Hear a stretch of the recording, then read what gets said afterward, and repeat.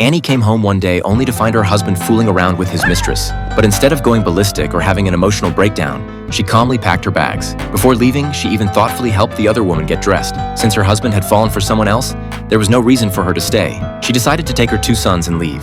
Her husband didn't believe she would actually leave him, as he was the breadwinner of the family. But Annie had made up her mind to part ways with him. After picking up her sons from school, she went to the bank, withdrew all her savings, and grabbed a handgun for self-defense. As a final gesture, she took off her wedding ring. Now homeless, Annie desperately needed to find a new father for her children. She handed the cash to her younger son and told him to go buy a car. George picked out a Cadillac worth $3,000. But this caught the attention of the entire management. They thought it impossible for a child to have that much money and were about to call the police. At that moment, Annie walked into the store. The staff immediately stood up upon seeing her, as her husband was a big shot. In the end, they bought the car for $2,500. Their first stop was Boston, where Annie's good friend lived. Her younger son bet that it wouldn't take more than a week for his mom to come crawling back home.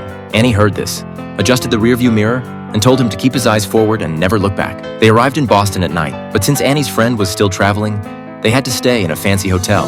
At the hotel entrance, Annie bumped into a man who had pursued her many years ago. Annie thought he would be a good candidate to be the children's father. She dressed up elegantly, ready to have dinner with him. However, her younger son didn't approve of her actions. Everything works out for the best. Always. But at the dinner table, Annie regretted her decision. The man, who appeared refined on the surface, had ulterior motives. His recent business had encountered major problems, and he desperately needed funds. Having dinner with Annie was just a ploy to borrow money. Annie felt embarrassed as she didn't have any money herself, let alone lend him some. She excused herself to touch up her makeup, but when she came back after composing herself, the man had quietly left, stealing all the cash from her handbag. Even more shameless, he had left without paying for the meal. Faced with the waiter demanding payment, Annie felt both embarrassed and furious. At this point, a polite colonel in military uniform came to her rescue. Soon after, Annie and the colonel got engaged, but she was unaware that behind the colonel's gentle demeanor, there was a side she didn't know about. One day, he gave Annie some money to prepare for the wedding. In the elevator, they passed a group of disabled children, and the mother and sons were immediately overcome with sympathy. They donated their only $500 on the spot. When the domineering colonel found out about their actions, he flew into a rage. He demanded that Annie take off the necklace he had given her.